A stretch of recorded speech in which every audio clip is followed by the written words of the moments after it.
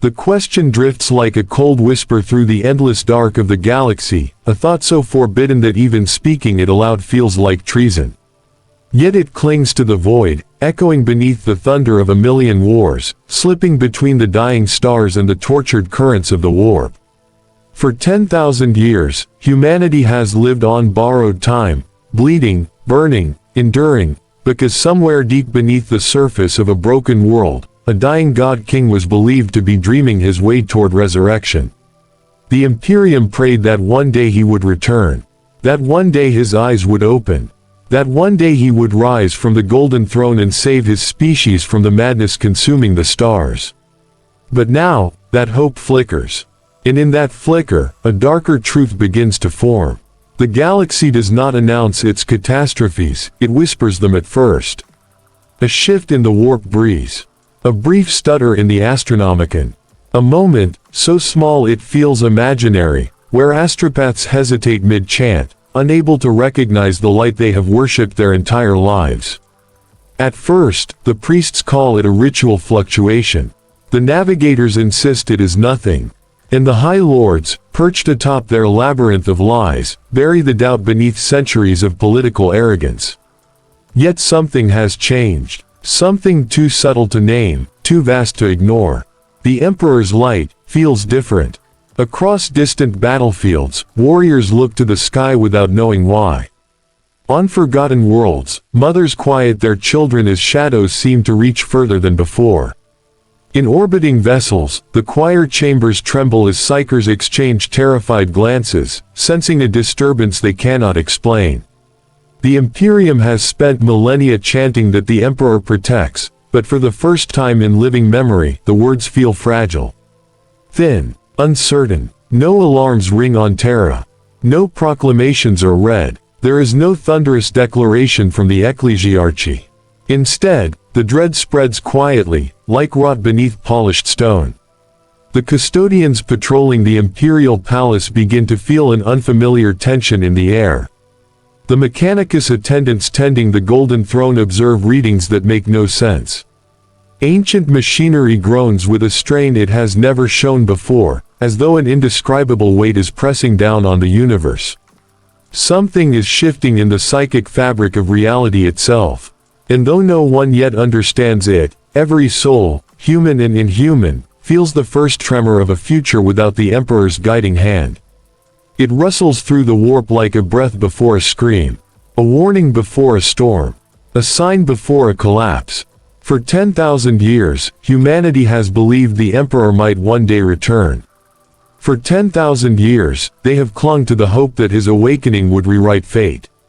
For 10,000 years, they have survived on faith alone. But what if faith was never enough? What if the Emperor is fading, not rising? What if this quiet, creeping unease, is the beginning of humanity's final night? The galaxy shudders as the truth unfolds in silence. The Emperor is not recovering. The Emperor is not healing. The Emperor may never wake again. And with that realization, still unspoken, still unrealized, the first thread of the Imperium's last era begins to unravel. The change begins quietly, so quietly that not even the psychers, the most sensitive minds in the Imperium, recognize it at first.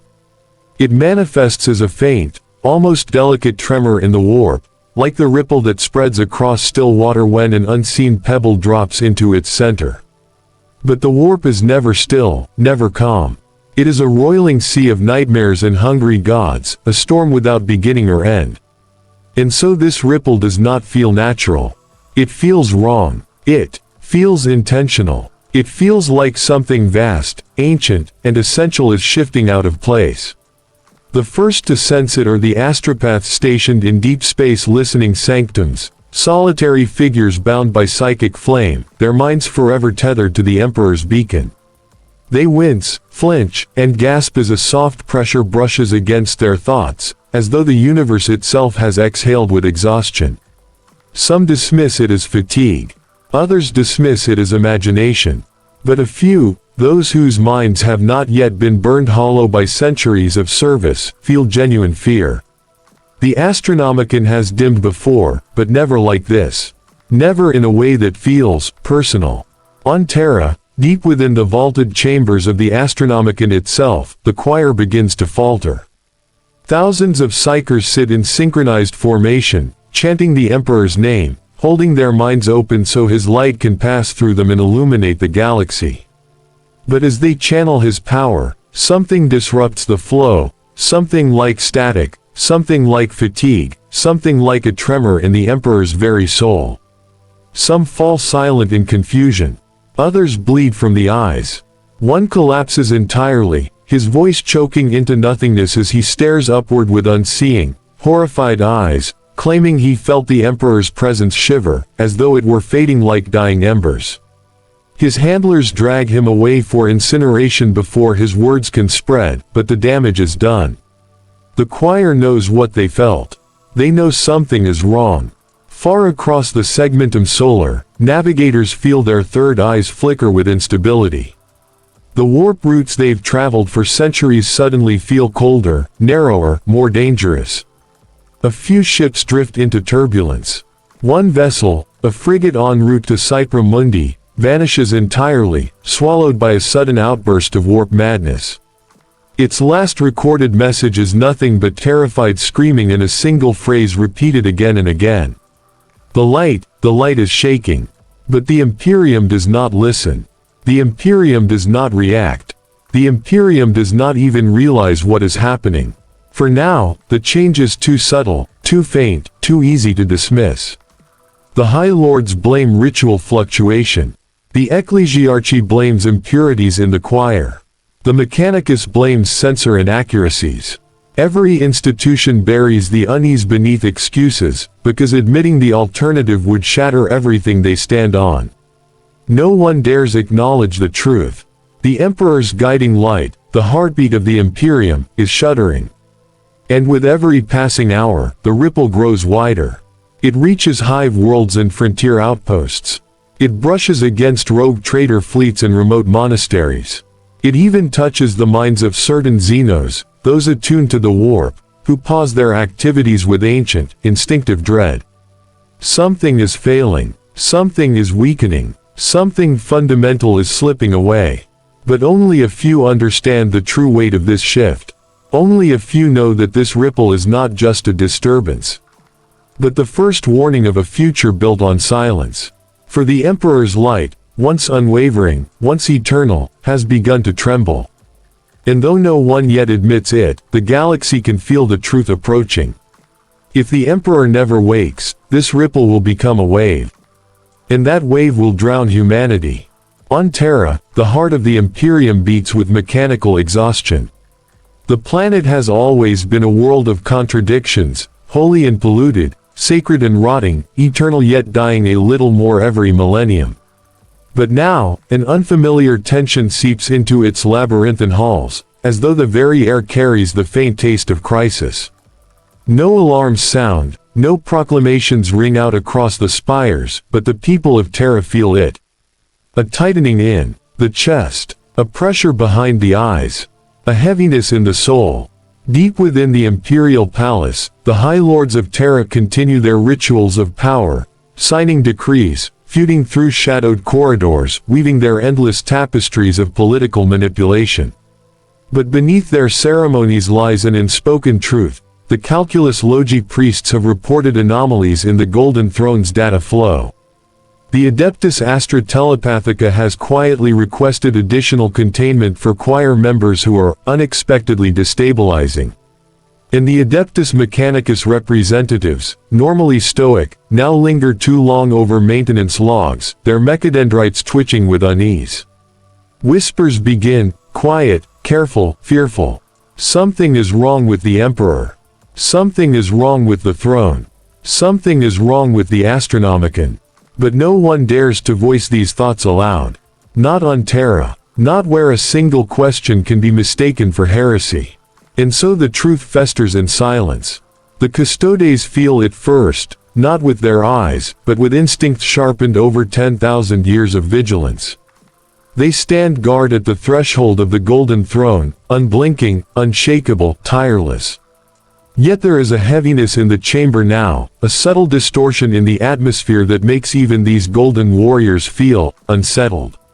The Emperor's presence, once a constant, divine pressure against their senses, has grown faint.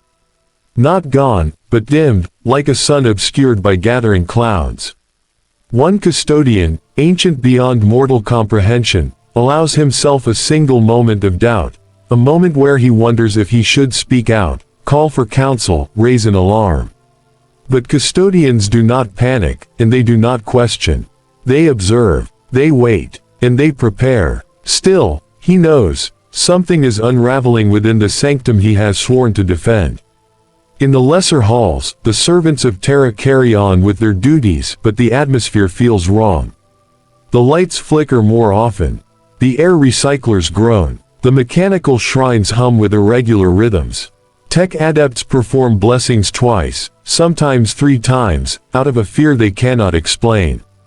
The Imperial Palace is alive, an ancient, creaking titan of stone, metal, faith, and secrets, and now its bones are beginning to ache. Outside the palace walls, in the hive-stacked slums of Terra, the change manifests differently. Street preachers shout louder, their eyes wild with unnamed anxiety. Pilgrims clutch their relics tighter. The low-born masses report nightmares of a golden light flickering into darkness, of a throne cracking, of a colossal figure bowing under the weight of eternity. Most dismiss these visions as the fever dreams of the downtrodden. But a few, those with the faintest psychic spark, wake with the taste of blood in their mouths and a terror they cannot articulate. And through all of this, the High Lords continue their charade of order. They hold emergency meetings under the guise of administrative necessity. They argue over succession protocols they swore would never be needed. They demand additional loyalty oaths from the Adeptus Mechanicus, the Ecclesiarchy, and even the Officio Assassinorum. They claim it is routine. It is anything but. For the first time since the siege of Terra, the shadow of instability looms over the cradle of mankind. The Emperor's great guardians feel it. The psychers chained to the Astronomican feel it. The priests chanting in incense-choked temples feel it. The common people wandering the planet's ashen streets feel it. Terra, the unbreakable, unshakable heart of the Imperium, has begun to fracture. Not with explosions, not with rebellion, but with the one thing the Imperium fears more than any enemy. Silence. A silence pregnant with dread. A silence heavy with unspoken truths. A silence that whispers a single, terrible possibility into every mind it touches. The Emperor may not wake again. And if he doesn't, Terra's silent collapse is only the beginning. Rumors move faster than starships. They seep through the cracks of the Imperium, carried by frightened whispers, intercepted vox fragments, half-burned astropathic messages, and the trembling voices of those who sense the warp shifting in ways they cannot understand. No official declaration spreads these fears, none ever would, but the galaxy feels the change like an old wound reopening. Something is wrong with the Emperor. No one says it aloud, but everyone knows. On distant hive worlds, enforcers break up gatherings of workers who whisper about the Astronomican fading. In mining colonies carved into asteroids, shift leaders hush conversations when someone mentions a psyker collapsing during a distress signal. On fringe settlements where faith is the only thing keeping humanity alive, priests preach louder than ever, their sermons cracking with desperation. The more they insist the Emperor's light still burns strong, the more their voices tremble. Rumor becomes atmosphere. Atmosphere becomes fear. Fear becomes certainty. And yet, this fear manifests differently across the stars. For the common citizen, it is a simple dread, a tightening in the gut, a feeling that the galaxy is leaning toward some unseen abyss. But for the warriors of mankind, for those forged in steel and fire, the rumors cut far deeper. Across Astarte's fortresses and chapter sanctums, the sons of the Emperor pause in their eternal labors. They stand motionless beside relics that have guided them for centuries. They test their gene-wrought senses and feel something they rarely experience: unease. The Ultramarines receive fragmented reports from navigators struggling to see the Astronomican's path. Officers speak quietly in vaulted halls, debating whether a renewed age of darkness is coming. The Primaris stand at formation with their gauntlets clenched a little too tightly, instinctively bracing for a threat no one can yet name. The Blood Angels feel a faint tightening of the black rage, as though something in the warp is stirring the chains of their curse. Their librarians meditate for hours, sensing a tremor that feels uncomfortably like the shiver before a storm. The space wolves howl to the skies of Fenris, feeling the warp winds shift in ways that remind them of ancient sagas, of omens, of endings, of gods falling silent.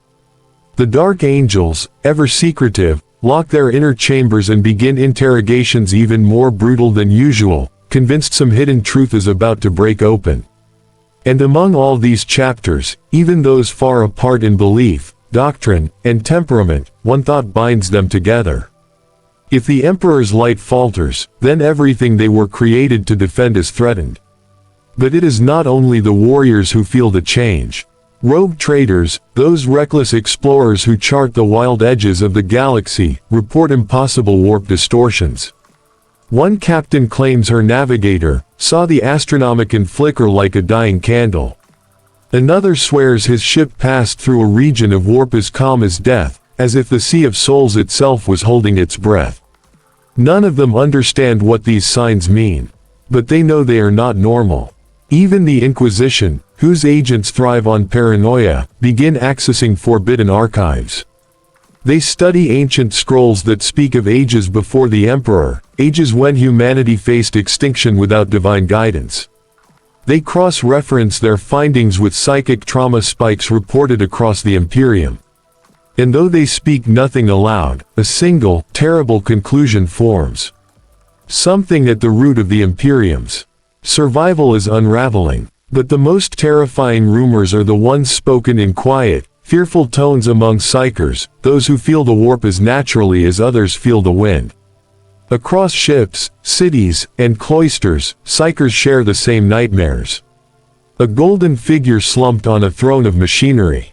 A light flickering until only embers remain.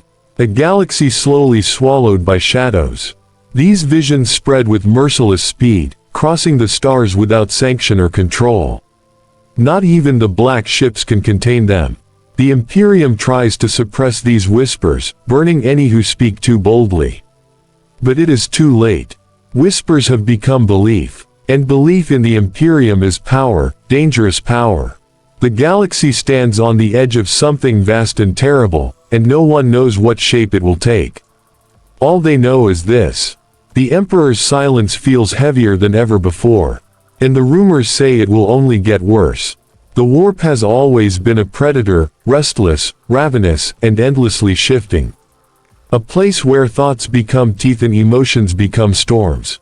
But for 10,000 years, the Astronomican has been a shield against its worst excesses, a steady beacon that tamed the tides just enough for humanity to navigate the stars. Now, as the Emperor's light weakens, the warp senses the change with the instinct of a beast tasting blood in the water. It begins at the edges of known space, where the Imperium's grasp is weakest and the shadows between systems grow long.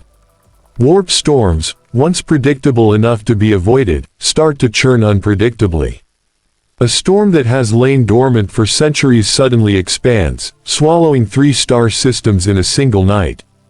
Another storm collapses entirely, leaving a region of warp space so unnervingly calm that navigators refuse to enter it, describing it as a silence too deep to mean anything good. But the most disturbing phenomenon is the hunger. An invisible tide, a psychic vacuum, as if the warp itself is pulling at the edges of reality. Astropaths all across the galaxy feel it first. They wake screaming in their sanctuaries, clutching their heads as if something enormous is inhaling, drawing power, drawing life, drawing them. Hundreds die overnight in what the Adeptus Astra Telepathica hurriedly labels synchronous overload, but the term fools no one. This is not overload. This is predation. The navigators soon feel it too. Their warp sight, normally a complex, shifting vista of color and storm, now reveals jagged distortions that twist and writhe like exposed nerves. Their third eyes burn with strain, their minds tremble under pressure, and for the first time since the Imperium's earliest centuries, many begin refusing duty altogether. Some speak of something vast moving in the depths of the warp. Others refuse to describe what they've seen at all. A few simply claw at their own faces until they are sedated. In the warp's expanding chaos, entire Imperial fleets vanish. A trade convoy returning from the eastern fringe sends a final astropathic message describing a wall of darkness closing around their ships, smothering the Astronomican's glow. When Imperial Command attempts to reply, they find nothing. No signal, no wreckage, no trace. It is as if the fleet has been swallowed whole. A black ship, one designed to carry psychers, disappears as well. Its loss sends fear rippling through the Adeptus Astra Telepathica, for even in the darkest days of the Imperium, black ships rarely vanish. When fragments of its hull are later discovered drifting through real space, the metal is warped and melted as though exposed to unimaginable heat. Psychic residue clings to it, imprints of terror, agony, and something else, something that feels like delight. But the warp does not merely expand. It evolves. It adapts. It grows hungrier by the day.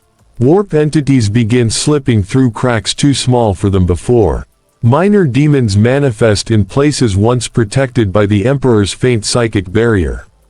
In hive cities, individuals report seeing flickers of movement in dark alleys, shapes that vanish when light touches them, whispers that fade when confronted. A small mining moon in the halo stars sends an alert claiming shadows have begun, moving independently. By the time the nearest patrol arrives, the entire population has disappeared. The only trace left behind is a single message carved into a metal bulkhead. It is feeding. Meanwhile, the Inquisition receives sealed reports from Ordo Malleus agents describing warp anomalies that defy all established patterns. Inquisitors debate whether this is a resurgence of the Great Rift's energies, or something far worse, something that precedes a total collapse of the Emperor's psychic influence. Yet the most terrifying reactions come not from psychers, navigators, or inquisitors, but from the warp itself. Its storms no longer feel chaotic, they feel intentional. Its distortions no longer feel random, they feel coordinated. Its hunger no longer feels like a natural force, it feels like anticipation. The warp is not just reacting to the Emperor's weakening. It is celebrating it, relishing it, growing stronger because the one being that kept it in check is fading. And with every passing moment, the warp's hunger intensifies. What was once a threat kept at bay is now a predator without chains. A predator that has waited 10 millennia for this moment. Because if the Emperor never wakes, then humanity is not merely vulnerable. Humanity is prey. The years that followed saw a quiet but unmistakable shift within the Imperial Palace. Without any hope that the Emperor might one day rise, the High Lords gradually abandoned even the pretense of unity. The Golden Throne still burned, consuming psychers by the thousands, but the man upon it was no longer a symbol of future salvation. He had become a reliquary, a fossilized core holding an empire together through inertia alone. And in the echoing marble halls of Terra, ambition began to bloom like a poisonous flower. The Senatorum Imperialis turned increasingly hostile behind closed doors.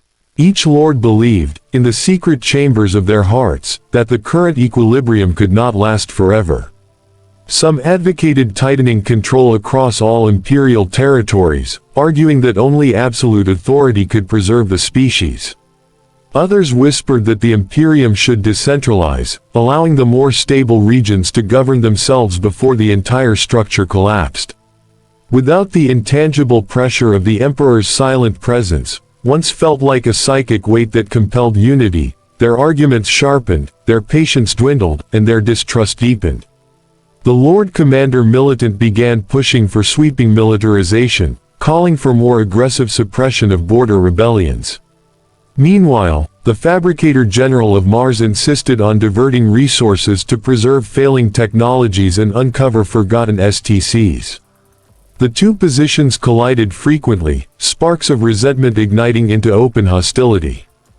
The ecclesiarch, ever mindful of the Church's power, exploited the fear rising across the Imperium. He declared that humanity must cling tighter to faith than ever before, positioning the ecclesiarchy as the only stable guiding force left, as if the emperor's divinity flowed more through him than through the throne itself. Every debate became a battlefield. Every compromise was a reluctant truce. Their disagreements rarely erupted into public view, but across the palace certain. Officials simply disappeared, quietly reassigned, subtly eliminated, or replaced with more compliant minds. Spies crept through the corridors like shadows, carrying secrets purchased with threats or credits. Even the Adeptus Custodes watched more intently than before, their golden helms turning toward political gatherings with a suspicion that had once been beneath them. Through it all, no one dared declare outright that the emperor would never rise again, but the assumption hung over every interaction. Without his return, the High Lords were forced to imagine new futures where one of them might seize greater power, or where Terra's grip weakened entirely. Some dreamed of claiming the throne themselves, not to sit upon it physically but to dominate the Senate, to reshape the Imperium in their own image. Others fought to prevent such consolidation, fearing that a single man or woman ruling without the emperor's oversight would plunge humanity into a second age of strife. Even the administrative districts surrounding the palace could feel the tension. Orders arrived late. Mandates contradicted each other. Different arms of the Imperium acted as though they were answering to different masters. This fragmentation did not lead to instant collapse. On the surface, the Imperium remained functional, but the cracks were spreading. And everyone who walked the echoing corridors of the Senatorum Imperialis understood the truth. With the Emperor forever silent, the Imperium was no longer guided by a shared faith or a united purpose. It was guided by human ambition, raw, flawed, and dangerously unbound. The fracturing had begun, and though it moved slowly, it was as inevitable as entropy. The Imperium still lived, but it was no longer whole. For 10,000 years, the Space Marines were the Emperor's sword, his shield, and his unwavering will made flesh. Bound by gene, oath, and tradition, they had endured the greatest betrayals, the darkest heresies, and the endless horrors of the galaxy, and always, they had relied on one certainty: the Emperor would awaken. That his light, though distant, would guide them, protect them, and give purpose to every act of war, every drop of blood spilled. Now, that certainty was gone. Across the galaxy, chapters reacted differently to the news that the Emperor may never awaken. Some, like the Ultramarines and the Crimson Fists, steeled themselves with rigid discipline, doubling training, fortifying strongholds, and imposing stricter codes of conduct upon their members. They swore that humanity's survival did not depend on a sleeping god, but on the unwavering will of its warriors. Yet even their resolve carried an undercurrent of desperation, a gnawing awareness that no matter how many battles they won, the Emperor's guiding light had dimmed, and the Imperium was slowly turning into a shadow of its former glory. Other chapters, however, reacted differently. The Blood Angels felt the weight of their curse intensify, the red thirst surging unchecked as the hope of salvation slipped away. In their halls, librarians whispered forbidden rituals to anchor the spirit of the Emperor within themselves, fearing that without his return, they would be left to fight endless wars in a galaxy that had already begun to forget him. For them, the loss of the Emperor was not merely a crisis of faith, it was a call to surrender to the darkness within. A few chapters teetered dangerously on the edge of heresy. Driven by despair, isolation, or fanaticism, they began interpreting the Emperor's silence as a sign that the old codes were meaningless. Some turned to extreme methods, ritualized bloodshed, unauthorized purges, or secret alliances with dubious elements of the Mechanicus. A few whispered of the warp, wondering if perhaps his silence was an invitation to act independently, to seize power where the Imperium had faltered. Even among those who remained loyal, fractures appeared. Chapters stationed on remote worlds debated whether to intervene in the affairs of distant sectors or prioritize the defense of their own. Loyalty, once absolute, became conditional. Disagreements over strategy escalated quickly into internal conflict. Some chapters demanded obedience from those they deemed too cautious, others accused aggressive brethren of overstepping their mandate. Every debate, every confrontation, was a tiny spark threatening to ignite a larger conflagration. The librarius, normally the stabilizing force, could not contain the psychic turmoil. The echoes of the Emperor's faltering beacon reverberated through their minds, subtly twisting perception, amplifying doubt, and magnifying fear. Even the most steadfast Marines found themselves questioning orders, questioning purpose, questioning everything they had been forged to uphold.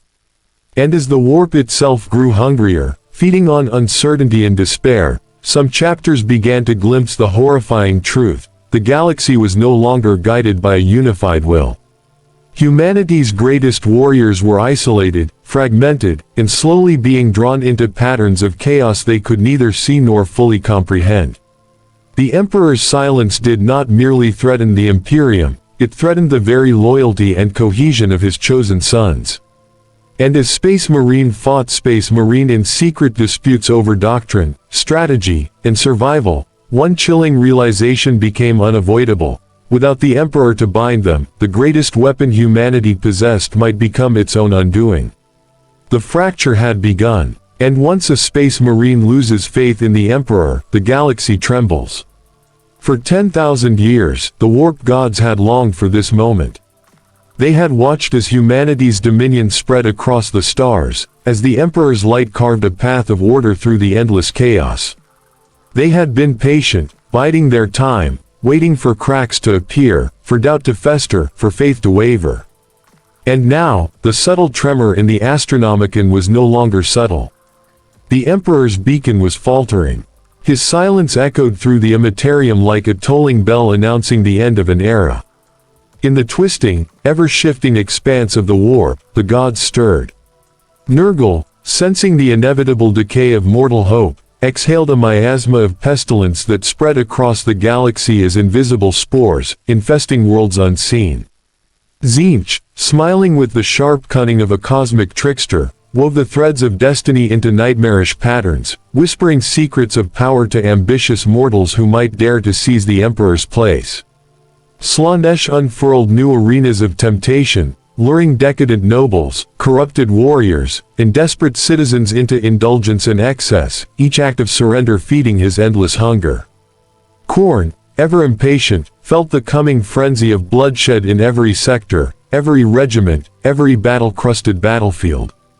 The mortal agents of chaos, sensing opportunity, moved with unprecedented coordination. The Black Legion, long a shadow at the fringes of imperial space, received visions through the warp that promised conquest. Abaddon, their warmaster, regarded the faltering light of the Astronomican as a signal, a herald of his final crusade, a war that would engulf Terra itself. Across the galaxy, lesser cults erupted into fervor, their ritual murders and heretical rites feeding directly into the psychic currents of the weakening Emperor. Each act of devotion to darkness, each blasphemous chant, each whispered prayer to ruin, became a pulse that accelerated the fall of the light. Even the subtle manipulations of chaos became harder to detect. A governor overtaxes a starving world, believing it imperial necessity. A rogue inquisitor eliminates those who oppose him, thinking it a righteous act. A chapter of Space Marines punishes dissenters brutally. Each seemingly separate event is a thread pulled by the warp, converging into a web designed to destabilize, corrupt, and destroy. And the galaxy itself begins to feel it. The air grows heavier near war zones. The stars seem to flicker as if the universe itself shivers at the approaching storm. Warp storms intensify near human-occupied systems, their shapes twisting unnaturally, whispering threats in a language no mortal can fully comprehend. Even the most disciplined fleets report unease among their ranks, an instinctive, gnawing fear that the Emperor's light no longer protects them. Chaos does not need to act openly yet. Its agents lurk, ready, patient, knowing that the faltering Emperor has already loosened the grip that kept the galaxy from tearing itself apart. And as whispers of the throne's weakening reach every corner of the Imperium, the realization spreads that the wars to come will not just be fought with bolter and blade. They will be fought against the very essence of mankind's hope, against the shadow of the God who once promised salvation. The Emperor's silence is not merely a pause, it is an invitation. And the warp gods, who have waited eons for this moment, are already celebrating. Even before the Astronomican's faint pulse began to fade, the Tyranids were aware. Across the black emptiness of the segmentum obscurus and the galactic fringe, vast hive fleets drifted like leviathans in the void, sensing, learning, anticipating. The Emperor's beacon had long acted as a guide, a barrier, and a lure. It drew the Tyranids away from the core worlds, dispersing their attention with its brilliance. But now, the light dimmed. And where there is silence, predators strike. The first movements were subtle. Minor tendrils of bio-ships probing empty systems.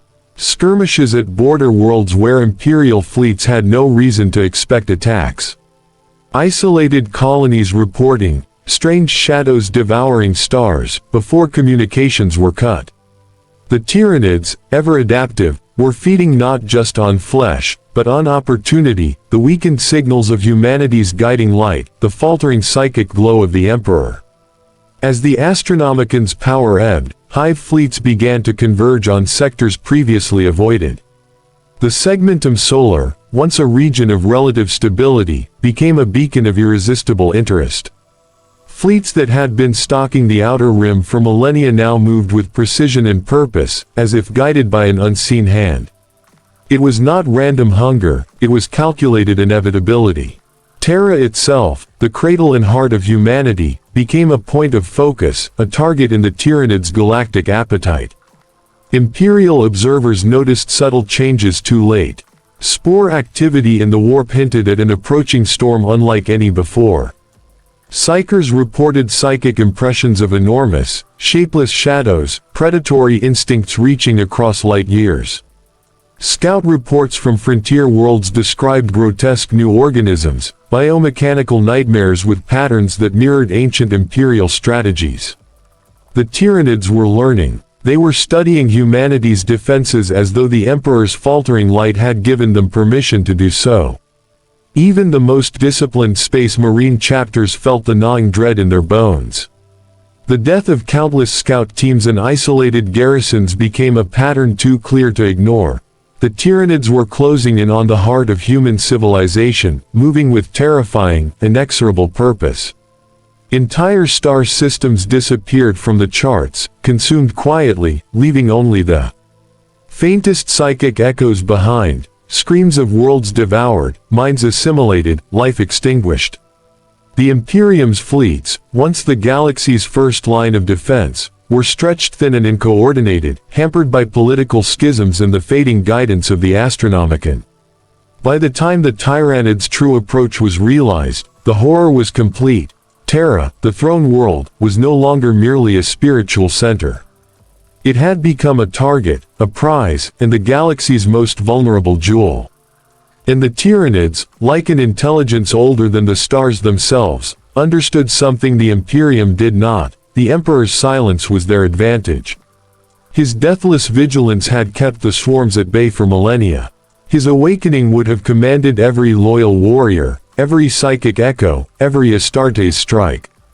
But now, without his guiding light, the Tyranids were free to taste humanity's core. The galaxy held its breath as the predator learned the location of the prey. And the prey was unprepared. With the Emperor's silence now undeniable, a new darkness emerged, not from the warp, not from Xenos, but from the hearts of men. The Imperium, once held together by faith in a single guiding hand, began to fracture under its own weight. The High Lords no longer hesitated to seize power for themselves, and across the galaxy, ambitious leaders declared dominion in the name of survival. Each claimed to speak for the Emperor, to act with his will in mind, even as the throne lay dormant and untouchable. False emperors rose like shadows in the void. Some were high lords emboldened by fear and desire, declaring sectors independent to preserve humanity. Some were ecclesiarchs claiming divine insight, asserting that the emperor had chosen them to interpret his will. A few were space marine commanders, their loyalty warped by despair or hubris, convinced that they alone could carry forward the mission that the emperor could no longer sustain. In every case, the declaration was the same: the emperor remains asleep, and someone must rule in his stead. The galaxy reacted with chaos. Systems loyal to one claimant rebelled against another. Armies that had fought together for millennia suddenly turned against each other.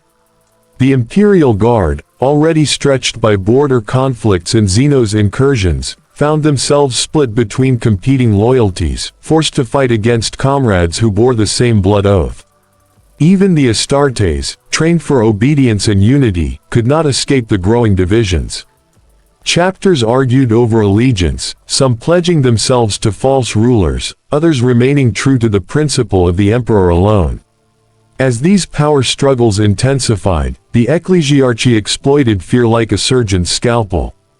Preachers incited loyalty to local, emperor proxies, declaring heresy in the name of devotion.